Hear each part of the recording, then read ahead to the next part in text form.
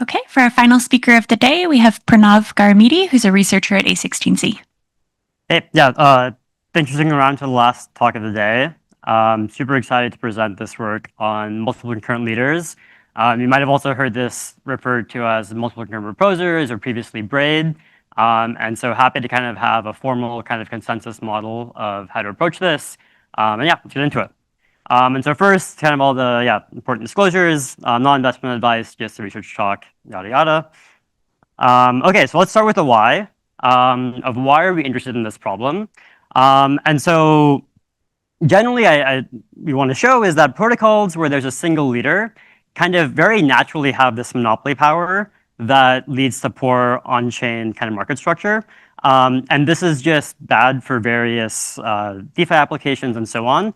And so in particular, let's consider a first price auction to kind of really see where the single leader setting makes things not great. And so let's assume that there's some item that has this kind of expected value according to this MEV-T. So there's going to be some auction where we're selling this kind of blue item. At any point in time t, the expected value of the item is going to follow this distribution. And so let's say kind of the auction takes place over this interval of length kind of big T. And let's assume there's just two bidders. So there's Alice and Bob. In particular, we're going to assume Bob has some kind of enshrined latency advantage. And so it might be the case here that Bob is, for example, the proposer for a slot, and Alice is somebody else who's just trying to submit their bid. And so in the happy case, kind of both Alice and Bob submit some bids that are kind of close to this expectation, and the auction clears reasonable revenue. And we'll see kind of two examples of why this may not happen in kind of a normal blockchain setting. And so the first one is that if Bob has the power to censor Alice, then the auction is very easy for Bob to win, right? Bob is just going to not include Alice's bid. Bob will include his own bid of epsilon. And in particular, he'll win the auction for basically nothing, right? So this is obviously not great. Now this auction, instead of raising value close to this expectation, instead it's going to get this epsilon value, and Alice has no way to be competitive. And so we definitely need that our protocol satisfies some form of censorship resistance. Now, the second case that's also really bad is that even if Bob can't censor Alice's bid, if Bob can just see Alice's bid, we also have a problem. So let's say Alice bids, some bid BA, and Bob sees this. And now Bob has this very simple strategy, right? So Bob has this latency advantage. He gets to move a bit after. And so when it's Bob's turn to bid, if he looks at the current signal of this MEV-T, if it's bigger than Alice's bid, Bob will simply bid epsilon more than what Alice submitted. And otherwise, if the signal is below Alice's bid, then Bob's going to bid 0. And it turns out that this means that Alice always gets negative utility and expectation, right? And so why is this? Well, the only time Alice wins is when the signal, when Bob bids, is less than Alice's bid. So that means Alice only bids when the expected value of V is actually less than the bid Alice submitted, right? And so whenever the actual expectation goes above Alice's bid, she's always going to lose. And so in the setting, instead of bidding at all, Alice would rather just leave the auction, right? If she's only winning the item when she's losing money, she'd rather just not bid at all. And so then if Alice leaves, the auction is only left with Bob. And we're in a setting where, again, Bob can win with a negligible bid, and the auction kind of fully unravels. And so just to hammer this point home, if Bob can either censor Alice's bid or see Alice's bid, the auction just completely unravels and generates no revenue, making it basically unusable. And while we're talking about a simple example of a first price auction, like really you can reduce many DeFi protocols to what looks like a first price auction. And while the actual realized effects might not be as extreme as what I described, definitely if things like this can happen, of censoring some set of bidders or seeing some information, all of these applications become much harder to run on chain, right? So it's just running on-chain RFQs, liquidations, order books, any type of other mitigation that relies on auctions. I think these are all applications that we'd really like to see happen on the L1. We'd really like to see happen kind of off-chain or on-chain. And today require kind of off-chain protocols to really run these things efficiently, just to deal with this informational problem, censorship problem. And so this talk's really going to be getting at like how can we redesign the underlying L1 infrastructure to be able to support applications like this. And so there's really two key properties that we're going to require. And so the first one is what we call selective short-term censorship resistance. And this basically says that for all transactions submitted to an honest node, they must be included immediately in the next slot, unless the next slot is completely skipped, right? And so this is it's a bit awkward compared to what you might normally think of central persistence here. And the caveat of having the slot be skipped is there might be the case of like just some leader just goes offline, right? And so it's somewhat hard to formalize this, but in some sense, this is kind of the best you can do. Kind of the way to remove allowing the slot to be skipped kind of just adds lots of latency by default and has some other kind of undesirable economic properties. And so really, we're kind of okay with this. If the slot is entirely skipped, that means nobody got a bid in, right? So even Bob doesn't get his bid in. And that means everybody has an opportunity to submit a new bid in the next slot. And so for the applications we're looking at, this feels like an acceptable level of censorship resistance. So that's the first point. And the second point is kind of a traditional kind of privacy type notion we call hiding, which basically says that an adversary can't learn anything about transaction contents before they're confirmed, right? And so this will be getting at preventing Bob from seeing Alice's bid. So you want the protocol to be that nobody's going to see other transactions that they didn't submit until kind of the protocol is basically over and the transactions are already confirmed. Okay, so that was all the why. Now we're gonna get into how we do this. So it's gonna be this kind of 4-stage protocol. So we're gonna go phase by phase here and talk a lot more in depth about how this works, but this is kind of the overall big picture. And so the first phase is going to be what we call the proposal phase. And so basically every slot, there's going to be a elected set of proposers. In particular, you can actually imagine literally every node in the protocol being a proposer for this talk. And so basically every proposer is going to gather a batch of transactions. And then basically once they have their batch, at this time, kind of TS minus 2 delta, which is basically, we'll get into what that means in a bit, but it's basically just saying kind of 2 delta before the consensus properly starts. The proposer is going to secret share their batch contents amongst this relay committee, right? So kind of every slot will have a set of proposers, will have a set of relays that are both kind of sampled in some way. And yes, the proposer will secret share all the batch contents among the relays. We'll then have what we call the relay phase, where basically relays at a certain deadline, stop accepting shares from proposers, and they make an attestation of kind of everyone they've heard about, and they send this attestation to the consensus leader. Very importantly, the relays do not send any of the shares. They only send an attestation saying of what identities they heard about. And then we have the consensus phase, and so you can think of our multi-concurrent leader protocol as kind of a gadget that just depends on to any standard PBFT style protocol. And so we're going to take that as a black box, right? So you can plug in here hot stuff, Alpenglow, Simplex, whatever you want. This is just kind of a generic gadget that takes this underlying consensus as a black box. So kind of in this phase, the leader will collect all these attestations and they'll propose a block that is just the attestations to the consensus protocol. And then finally, there's a reconstruction phase of basically once this consensus protocol has confirmed this block of attestations, this implicitly tells all the nodes what batches are available to be reconstructed. And so at this time, once consensus is over, all the relays will look at the outputs. And basically, once they see those outputs, then they'll broadcast all the shares they've been custodying. And then nodes can reconstruct the batch contents and reconstruct the log from there. So let's get into each of these phases in more detail. And before that, let's start kind of the higher level model we're in. And so it's going to be a partially synchronous network. We'll kind of parameterize by this network delay delta. So standard thing, after GST, all messages get confirmed or delivered in some time in delta. I will caveat that our economic properties will only hold during synchrony and not during partial synchrony. Or in particular, censorship resistance will only hold during synchrony and not during partial synchrony. Though the hiding property will kind of always hold. But to some extent, kind of before you hit the synchronous portion, you can't hope to have kind of all the transactions definitely be delivered. We're going to take an adversary that has static corruption and only has n over 5 nodes that are corrupted, right? So this is a bit different than standard kind of PBFT protocols where it's n over 3. So our protocol can only tolerate n over 5 to get kind of the economic properties we want. We're going to assume the protocol operates in these kind of fixed slots. And then the main modeling thing is we will take this kind of atomic broadcast protocol, which is what this PyAB stands for, as some black box protocol. We're going to assume it comes with a leader sequence that might be whatever randomly sampled, and we're going to assume that we kind of have these fixed slot times TS, right? So we're going to assume that all the nodes have synchronized clocks and kind of know these times. And the two things we'll take use of is this input function, where the leader is allowed to make a proposal, and this output function basically, which says that once transactions are confirmed by the consensus protocol, nodes see this output, and then they know that those transactions have been confirmed. So That's the model. And there's also another thing we use that we call hiding erasure correcting codes. And so these are very similar to like the standard erasure correcting codes you all are probably familiar with. But we need this additional property that too few shares don't reveal anything about the original message, right? And so this is what we're going to use to get this hiding property. And so in particular, with a normal kind of error correcting code, you might actually learn some information from a few of the shares, even if you can't fully reconstruct.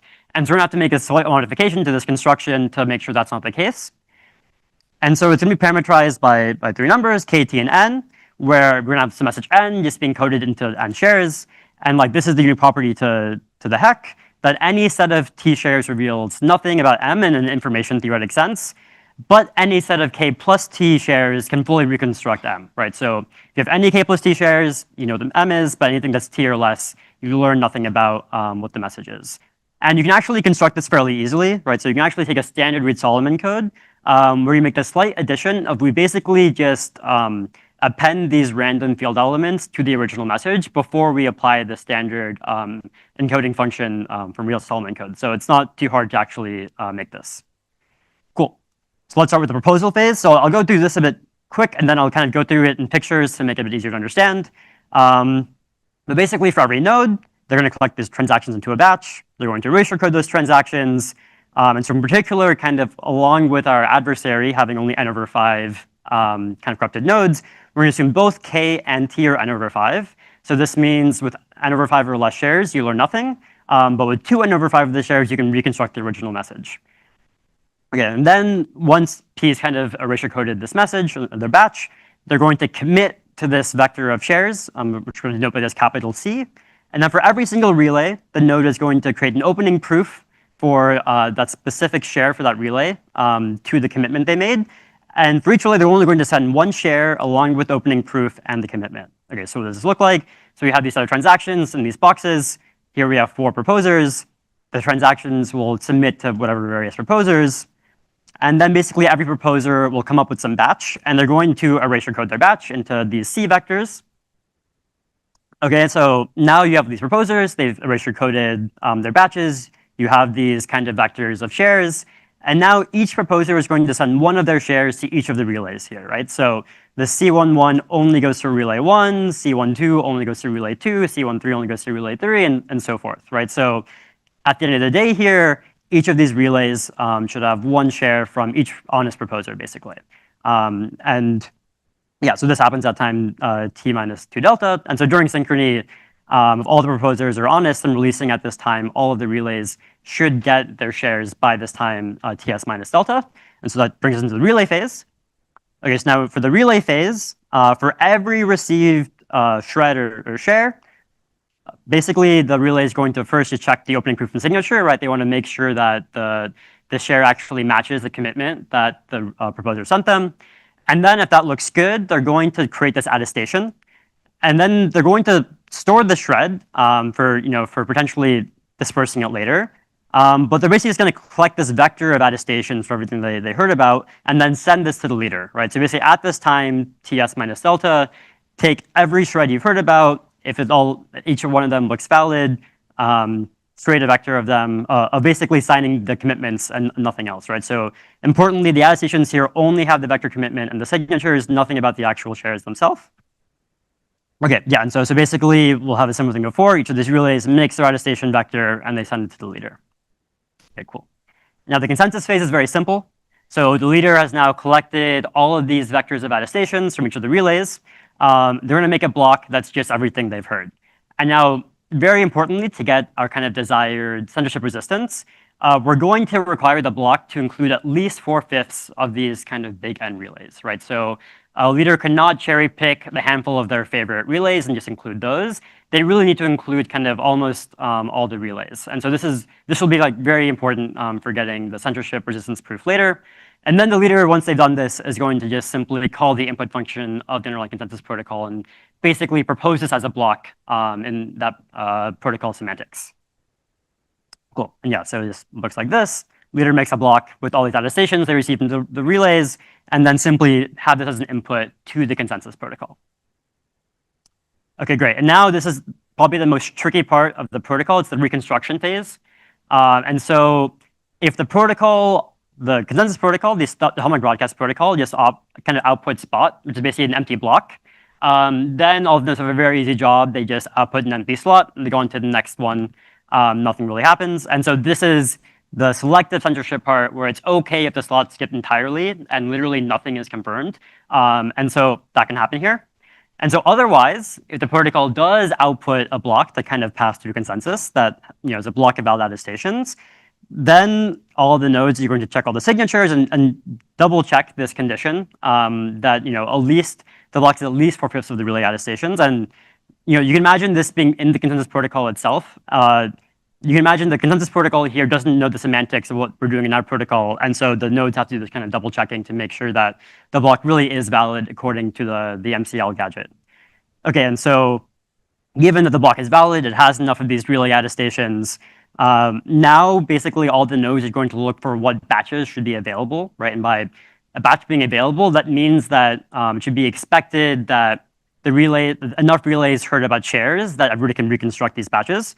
And so in particular, we're going to say if a batch is attested to by at least 3/5 of the relays, then we know, also with kind of the commitments being consistent across those relays, then we're going to consider that batch as available, right? And so for some, looking forward to where this 3/5 is coming from, we know that 2/5 of the relays are enough to reconstruct. And so if f of these guys are Byzantine, which is only, you're assuming it's at most 1/5, then we know that if at least 3/5 of the relays have kind of committed to this block, then we know that we're definitely going to be able to reconstruct the batch later on.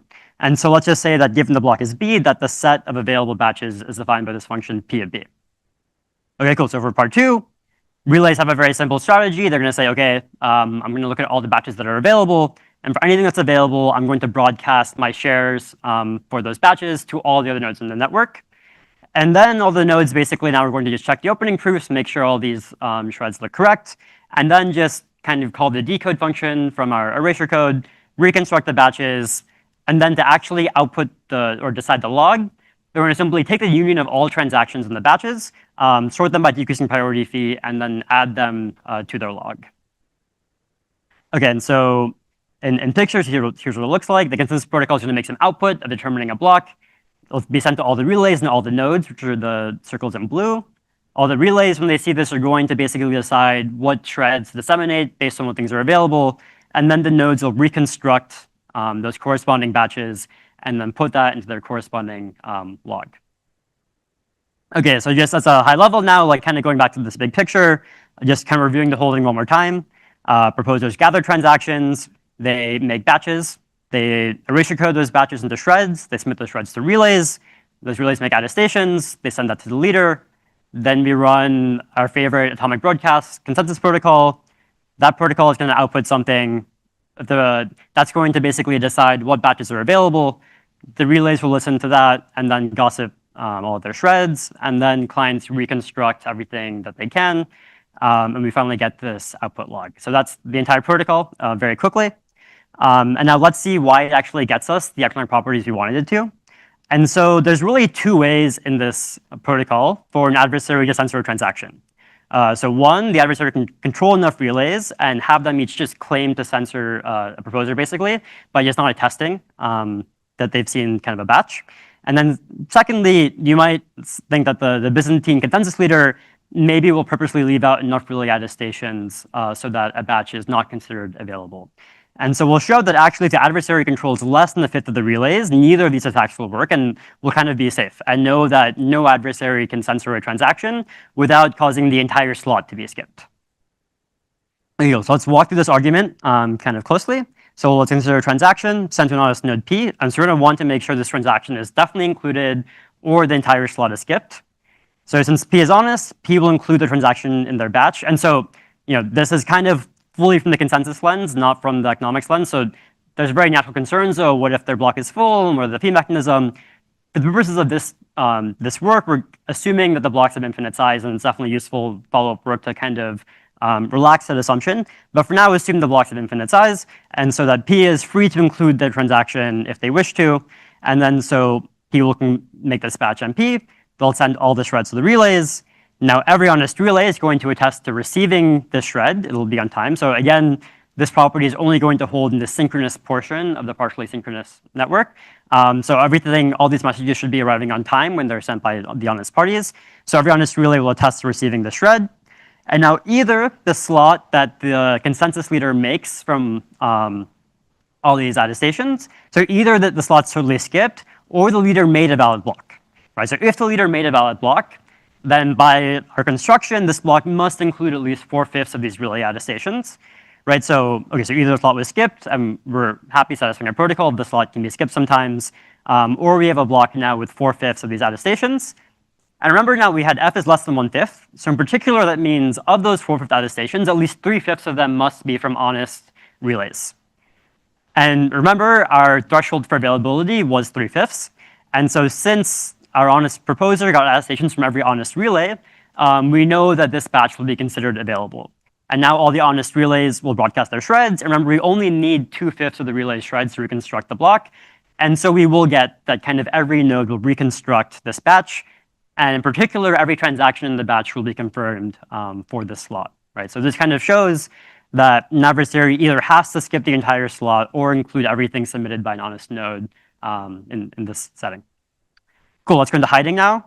And so the important fact here is that once the consensus phase is over, reconstruction is a deterministic function of what was proposed, right? So deciding what's available is just a function, like a deterministic function of the block. And so in particular, the adversary has no power to insert new transactions or in any way really affect the state after the consensus phase ends. At that point, it's too late for them to do anything. And so really all we need to show for our hiding property is that until the end of the consensus phase, the adversary learns nothing about batches that they did not propose themselves. Okay, and so before a batch is confirmed by the consensus protocol, what do people know? Well, if a node is a relay, it has one shred and this vector commitment. If there is not a relay, they only have the vector commitment, right? This is the only information that any honest node will see during the run of the protocol before the reconstruction phase. And in particular, by the construction of the heck, we know that an adversary with less than 1/5 of the relays an adversary of less than 1/5 of the relays now will only have at most 1/5 of the shreds, right? Because if they have they get one shred per relay they control, so they have 1/5 of the shreds and this vector commitment. And by construction of the heck, we basically know this is not enough information for a computationally bound adversary to learn anything about the batch contents, right? So this basically, by how we designed the erasure code, we know that the adversary just can't have enough information to really learn anything about a batch until consensus is over, at which point it's too late. The execution of the block is kind of baked in, and they can't, for example, see a bid and submit a bid as a function of that bid. Okay, great. So kind of wrapping up in conclusion, as the why of this, we know that many DeFi protocols are going to need the underlying infrastructure to be both censorship resistant and not leak transaction details during block production. And we think MCL achieves these two properties. And so how do we do that in kind of one sentence? Basically, very importantly, we split up block production amongst multiple parties. So multiple people have the power to include a transaction in a slot. And then we kind of coordinated this using relays as a timing committee and also as a secret sharing committee at the same time to get kind of the two properties we wanted for censorship resistance and for this hiding property. Yeah, and that's it. So thanks.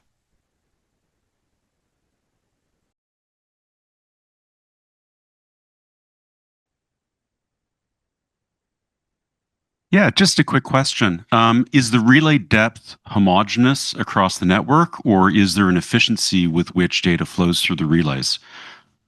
I'm not sure I understood the question. Does all of the data go through the same number of hops before it hits the block? Yeah, right. So the data flow will look like a transaction hits a proposer. The proposer erasure codes their batch, and then they send a share to each relay. Then the relay sends one thing to the consensus server.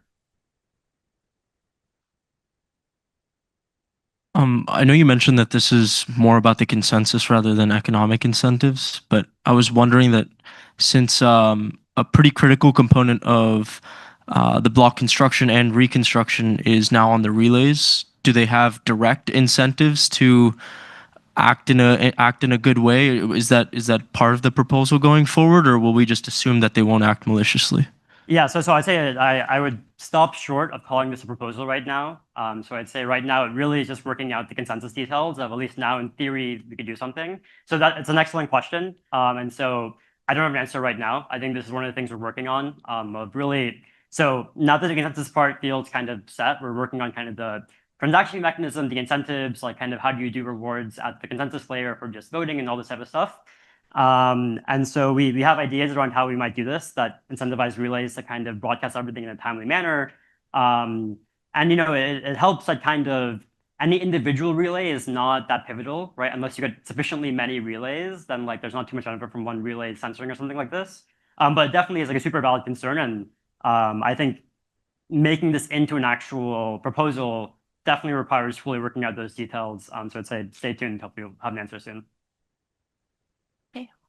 Last question. Thanks, Pranav. Do you have any guess as to what might prevent the 20% threshold to being 33%? No, I mean, so one thing here, right? So like, today Alpenglow also has a 20% Byzantine threshold for safety. This is one of those things. So you can tune this 20% to be higher at the cost of some other things in the protocol. So, and some of these things are like, maybe you don't want strict hiding, maybe you're fine with hiding with reasonable probability, and you can kind of tune these things different ways. And so if you're uncomfortable with 20%, there's some things that can still be done there. Yeah, there's not a super strong argument for why 20% is the level. To some extent, I think the problem is just, so I didn't talk about this at all in this work, but there are some lower bounds you can make of like the highest adversary resilience you might want that can still achieve these properties. And so, yeah, it's going to depend on the setting. The hope is you can design the incentives so that everybody's just incentivized to just follow the protocol and that gathering 30% wouldn't be profitable. But, it's always hard to say how things work out in practice.